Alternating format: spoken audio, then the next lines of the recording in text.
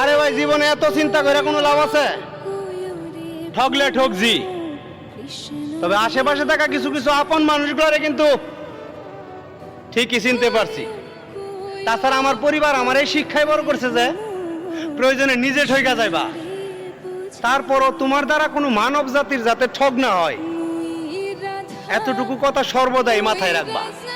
আর তুমি শুধু ঠক দে থাও, মানুষ তোমারে ঠকাইতে থাও, এই ঠক দে একটা সময় দেখবা ঠিকই তুমি একদিন জিতে গেছো। তবে ভরসা কোনো মানুষের উপরে নয়, সৃষ্টিকর্তার উপরে রাখো। এখন তো আমি শুধুমাত্র ওই সুদিনটার জন্য অপেক্ষায় আছি।